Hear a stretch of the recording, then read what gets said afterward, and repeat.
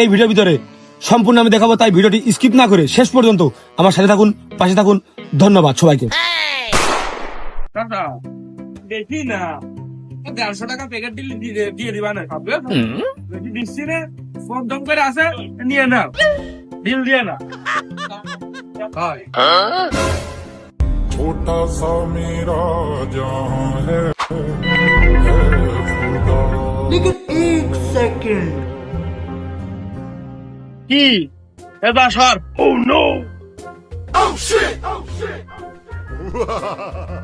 Hello guys, আজকে এই যে আমার পাশে যে ভাইটা দেখতে পাচ্ছেন, আমি ব্লগের মাধ্যমে আপনাদের সবকিছু দেখাচ্ছিলাম।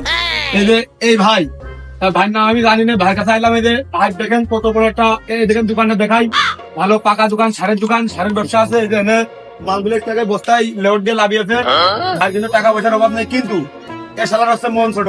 আপনারা কেউ এই ব্যবসা বাণিজ্য দেখে মেয়ে ছেলে মিলে বিয়ে দেবেন না। যদি বিয়েও দেন, এখন সময় আছে, মেয়েটা খুব শীঘ্র ছাড়িয়ে নিয়ে তুলে দেন, নাহলে ছেলের কাছে এসে এই মেয়েটা ভাই গলা জুড়ে নেবে না, বিষ খাবে না খাটি পেরে মেয়ে হবে না। ছেলেটা কিটছে। ব্লগটা এখানে শেষ হলো প্রথম পর্যায়ে। আপনারা আমাদের সাথে থাকুন। ধন্যবাদ।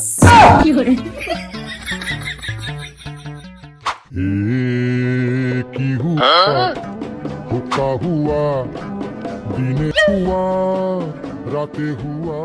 তোমার কাছে যদি আমি 2 টাকা দিই, তা তোমার 2 টাকার কোন একটা ঠান্ডার ওষুধ, মাথা জ্বালা ওষুধ এসব দেওয়ার ক্ষমতা আছে? তাহলে 200 নিতে পারলে ভালো হয়, তাই না?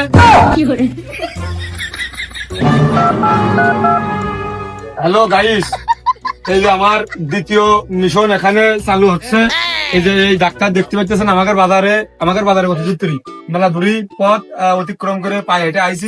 তারপরেও সে মানে জ্বর আসলেও টাকা, মানুষের ঠান্ডা লাগলেও টাকা, মাথা একটু ঘুরে গেলেই টাকা, মানে সবকিছু 12 মাস কাল কিন্তু তার ভালোটা ইনকাম আছে। দোকানটা দেখেন কত বড়, দেখেন মাথার উপর আবার সিসি ক্যামেরা লাগাইতে হতে। এখন কথা হচ্ছে যে তার মনটা কিন্তু ওই ধনী লোকের মতো হইতে পারেনি, তার মনটা ওই 2 টাকার নোটের ভিতরে সীমাবদ্ধ হয়ে গেছে। আমাদের সাথে থাকুন, আরো দেখাবো আরো কে কিভাবে দিচ্ছে না দিচ্ছে। ধন্যবাদ সবাইকে।